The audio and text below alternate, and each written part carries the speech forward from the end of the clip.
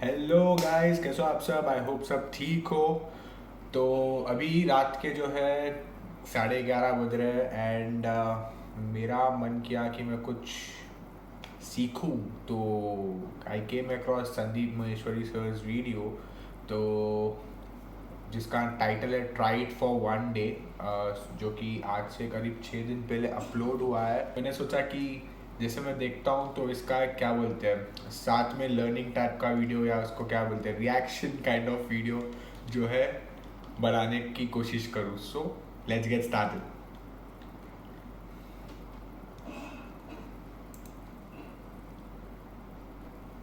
पहला क्वेश्चन ये पूछना चाहती हूँ कि आजकल की जो स्टूडेंट की लाइफ चल रही है उसके अकॉर्डिंग उनको फोकस करने में भी बहुत प्रॉब्लम होती है और बहुत इजीली डिस्ट्रैक्ट हो जाते हैं। सो उनकी ऐसी कैसी रूटीन होनी चाहिए जिससे कि वो उनका माइंड की ग्रोथ हो। एंड लाइक ऐसी डेली रूटीन बताइए जो एक चीज़ तो मस्ट हो कि हाँ उनको ये करना है जिससे उनके माइंड का डेवलपमेंट एंड ग्रोथ हो। इससे पहले कि मैं कुछ बोलूँ, मैं आपसे जानना चाहूँगा आप क्या करते हैं डेली बेसिस पे? Do you sir, follow a routine और do you do something? Yes sir, मैं लाइक सुबह जल्दी उठ के हाँ। एंड थोड़ा एक्सरसाइज एंड उसके बाद फिर अर्ली मॉर्निंग मतलब थोड़ा साफ़ सफाई भी करती हूँ और क्या करते हो? घर की सफाई अच्छा, घर की सफाई करते हो। अपने घर की, किसी और के? अपने घर अपने घर की की, ओके। एंड फिर उसके बाद पूजा करती हूँ हाँ। एंड फिर बाकी सारे काम करती हूँ। और रात को सोने से पहले कुछ रूटीन है जिसको आप रात को फॉलो सोने करते से हैं? पहले आपकी वो वीडियो देखती हूँ, नाइट वाली अफर्मेशंस वाली। जो अभी अफर्मेशंस वाली। मैं कर जी, रहा हूँ। मॉर्निंग वाली नहीं देखते? मॉर्निंग वाली मॉर्निंग भी। देखते हो? अच्छा, ठीक है। तो अच्छा, सबसे ओके। इम्पोर्टेंट क्या है एक स्टूडेंट के लिए, या सिर्फ स्टूडेंट के लिए नहीं, कोई भी पर्सन हो, किसी भी एज ग्रुप का हो, उसके लिए सबसे इम्पोर्टेंट क्या है जो डेली बेसिस पे उसको करना चाहिए? आइडली एक जर्नल मेंटेन करनी चाहिए, यानी कि एक डायरी जिसमें कि डेली बेसिस पे दिन के एंड में आज क्या क्या हुआ, उसमें से जो मान लो सबसे बड़ी अचीवमेंट थी, कुछ ना कुछ तो अचीव किया होगा ना दिन में। यस। दिन में कुछ अच्छा भी हुआ होगा, कुछ बुरा भी हुआ होगा। तो दिन में जो सबसे अच्छा हुआ उसके बारे में डिटेल में लिखो। इससे क्या है, सोने से पहले आप एक ग्रैटिट्यूड वाले जोन में चले जाओगे। And gratitude is the centre point of all virtues in life. जिसके अंदर ग्रैटिट्यूड नहीं है उसके अंदर पेशेंस नहीं है, उसके अंदर खुशी की बातें हम कर सकते हैं लेकिन एक्चुअल में खुशी, कंटेनमेंट, पीस, ये सब चीज़ें हो ही नहीं सकती बिना ग्रैटिट्यूड के। तो सोने से पहले उस डायरी में ये लिखना है कि आज सबसे अच्छा क्या हुआ। मिनिमम एक, maximum could be depending upon कि भाई आपकी लाइफ कितनी अच्छी है, कि अगर आप 2-3 चीज़ें भी लिख सकते हो तो बहुत बढ़िया है, बट एक तो लिखनी है डेली बेसिस पे रात को सोने से पहले। प्लस उसके साथ साथ में उस डायरी में या अलग से किसी पेपर में सबसे इंपॉर्टेंट आपको क्या अचीव करना है अगले दिन में, उसको भी प्रायोरिटाइज कर लो। जैसे हो सकता है आपको 3 काम करने हैं, जी।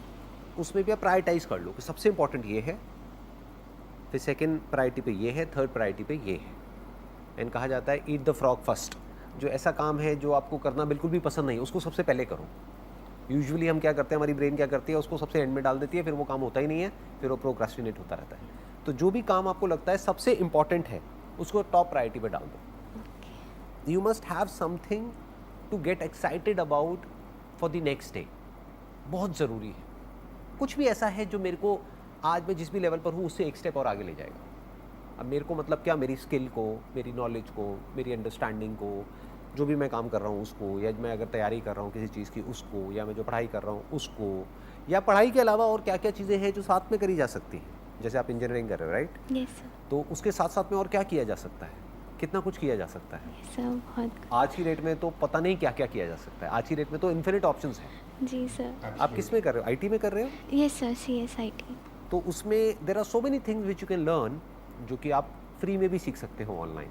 बहुत सारे ऐसी वेबसाइट्स हैं जहाँ पर क्रैश कोर्सेज अवेलेबल हैं, तो अपनी स्किल को आप डेवलप कर सकते हो। वहाँ पे आपको सर्टिफिकेट भी मिल सकता है। मतलब यहीं बैठे बैठे, दिल्ली में बैठे बैठे ऑनलाइन आज की डेट में हार्वर्ड से, स्टैनफोर्ड से, ऑक्सफोर्ड से, पता नहीं जो भी वर्ल्ड की जो बेस्ट यूनिवर्सिटीज़ हैं वहाँ से सीख सकते हो।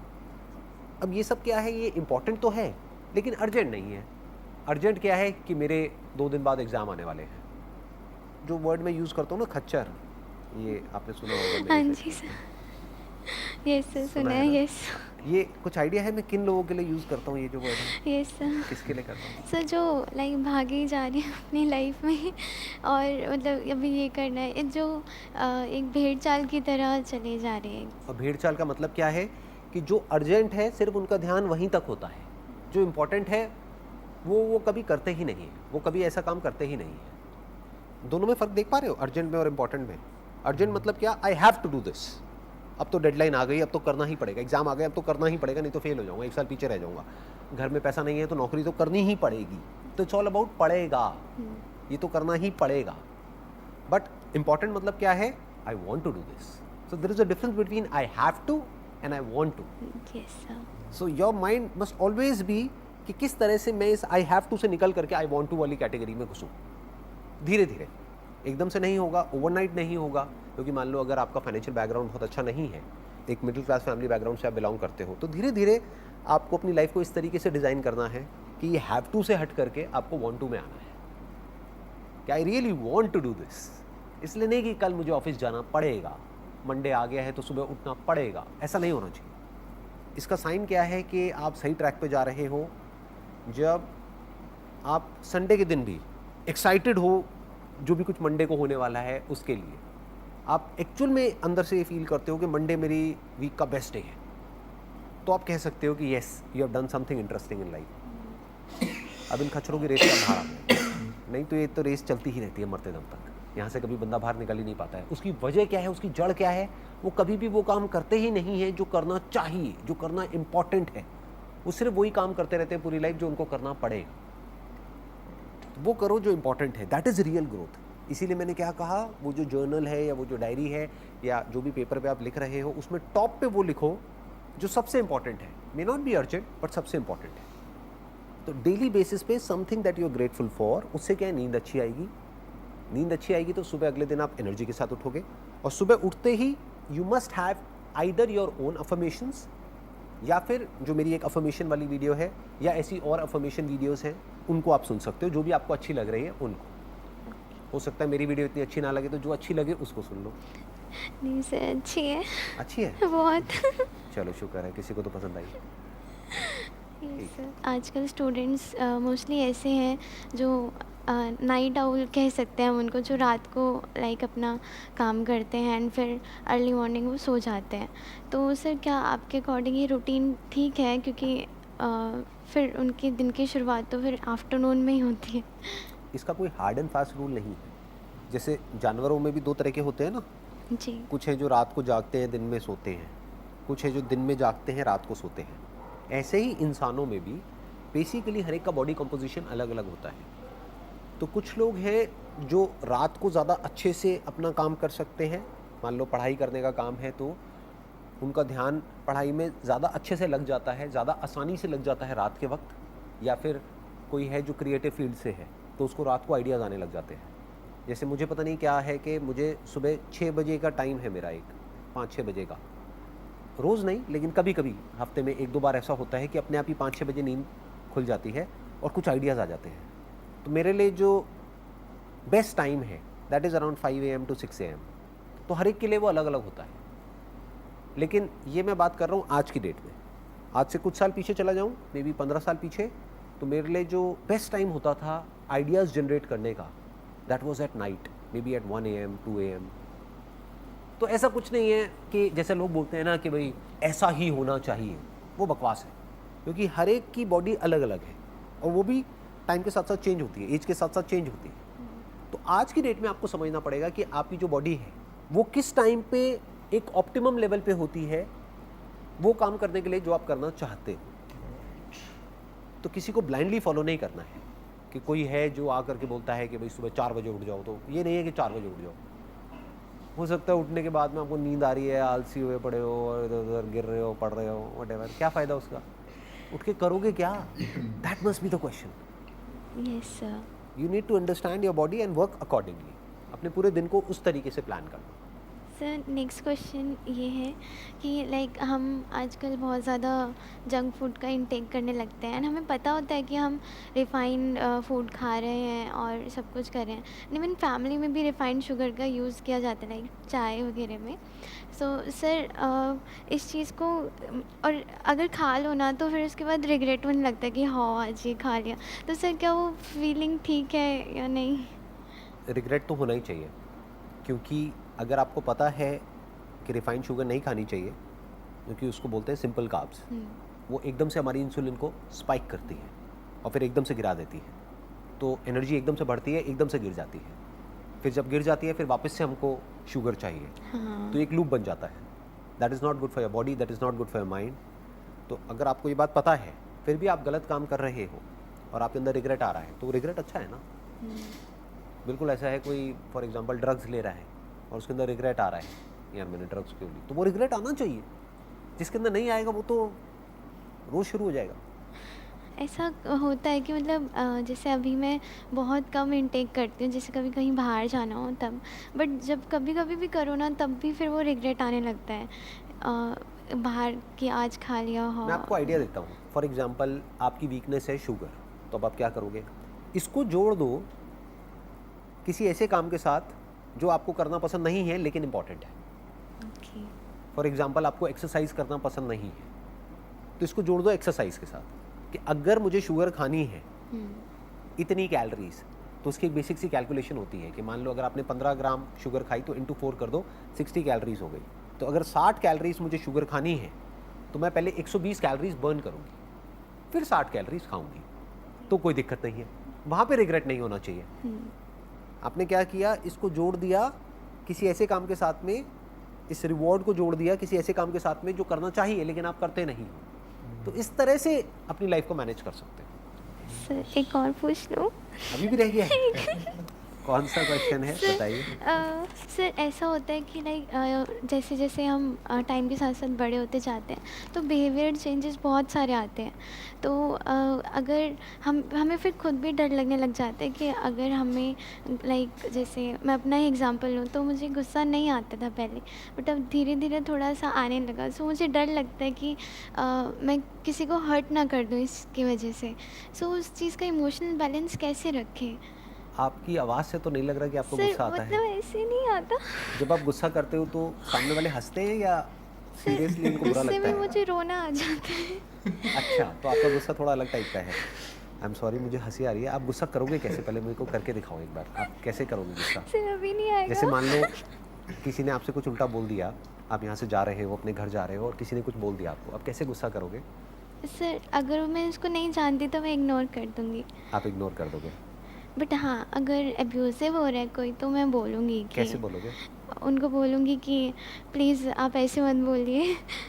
ये आप गुस्सा कर रहे हो? सर और अगर जैसे अभी मेरी लाइक प्लीज़ आप ऐसे मत बोलिए ऐसे मत बोलिए।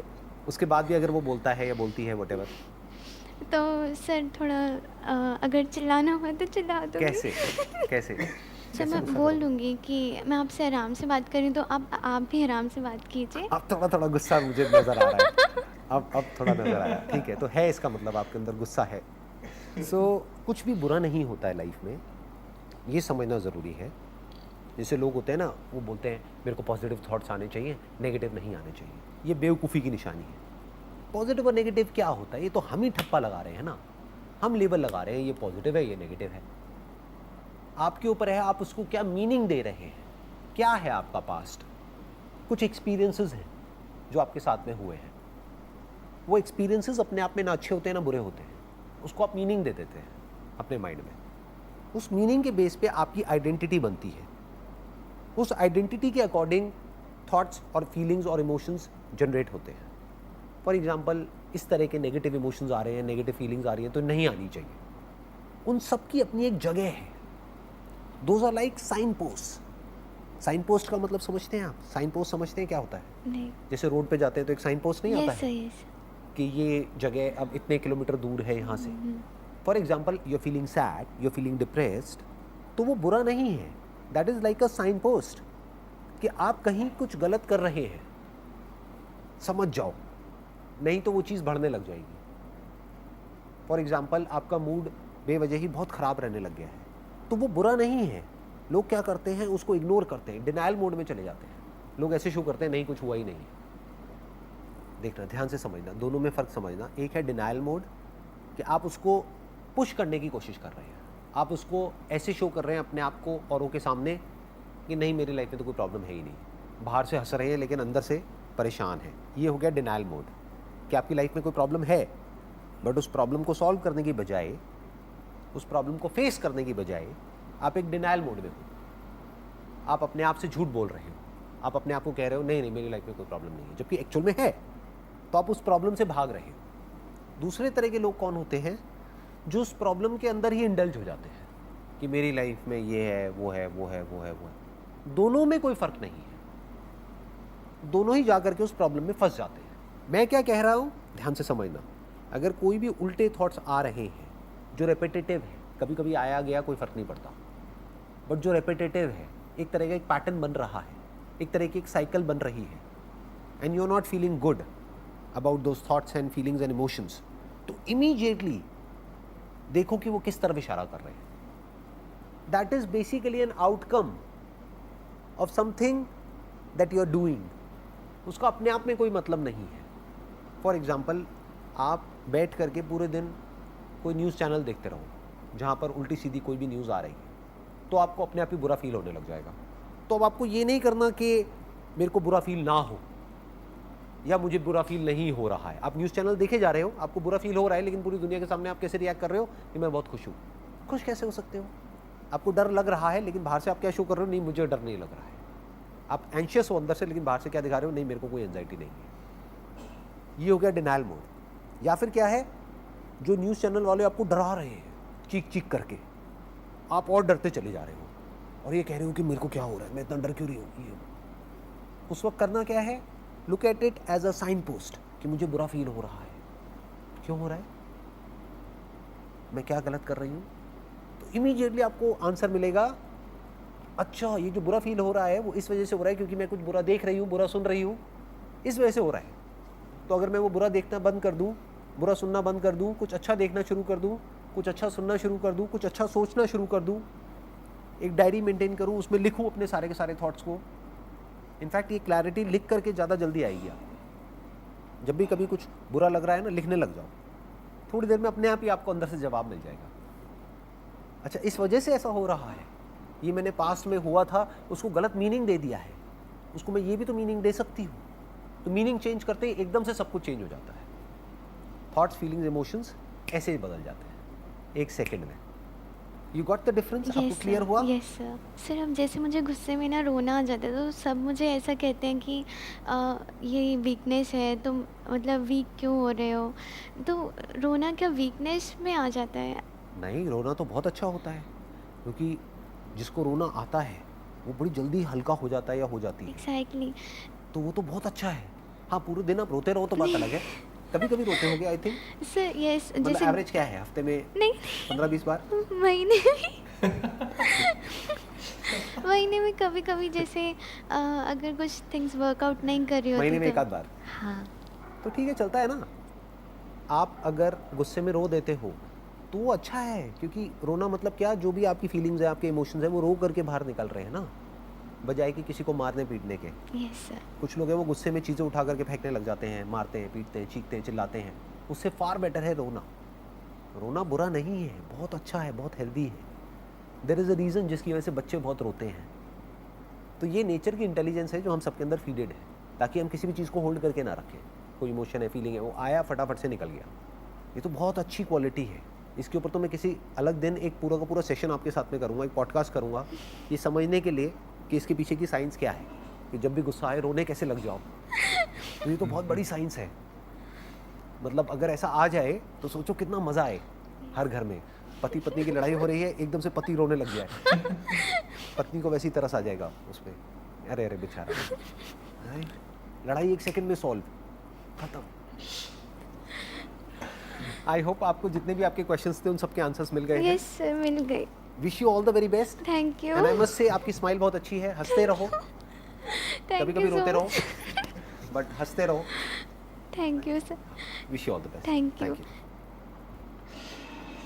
So, so that was Mr. Sandeep Maheshwari, जिनका वीडियो था do this every morning and night. So I really like the video क्योंकि जिस तरीके से संदीप सर समझा रहे थे उस लड़की को एंड बीच बीच में जैसे जो मस्ती होती है ना, मस्ती के साथ साथ एंड क्या बोलते हैं हंसा भी रहे थे एंड इतना सिंप्लीफाइड तरीके से वो समझा रहे थे उस लड़की को. एंड ऑफ कोर्स कुछ कुछ चीज़ें मे बी इस वीडियो से मैंने भी सीखा है कि जैसे उन्होंने जो बताई बात कि साइंस होते हैं राइट. सो जब भी आपको गुस्सा आता है, कई बार होता है, लाइक मेरे साथ भी होता है कि बेवजह क्या कि गुस्सा होता है, स्ट्रेस्ड आउट फील होता है, बट पता नहीं होता है क्यों. हम वो जो खच्चर वर्ड जो संदीप महेश्वरी सर का है, हम क्या कि भागते रहते हैं अपनी लाइफ में. वी आर सो बिजी कि हमें गुस्सा भी आता है बट हमें रीज़न पता नहीं होता है कि क्यों वो गुस्सा आ रहा है. तो आई थिंक हमें अपने आप में देखकर हमें अपने आप में जानकर देखना चाहिए, उस टाइम पर रुककर समझना चाहिए कि ऐसा क्यों हो रहा है. So this is something which I will be taking away from this video and that is it. So मैंने पहले के भी क्या कि जो क्वेश्चंस थे उस लड़की के मैंने सारे सुने, but the key factor was the last वाला जो था उसमें मैं ज़्यादा एंगेज्ड फील कर रहा था क्योंकि I was able to relate it on a personal level. So that is it guys. सो ये था एक वीडियो जिसमें मैंने भी कुछ सीखा. होपफुली आप लोगों ने भी इस वीडियो से कुछ सीखा होगा, और अगर आप लोगों ने कुछ सीखा है तो नीचे कमेंट करके नीचे कमेंट सेक्शन में बताइए मुझे. एंड अगर आपको वीडियो अच्छी लगी तो please do like and please do share also, and also please do consider subscribing. Thank you so much and I'll be seeing you in the next video. Thank you. Bye bye.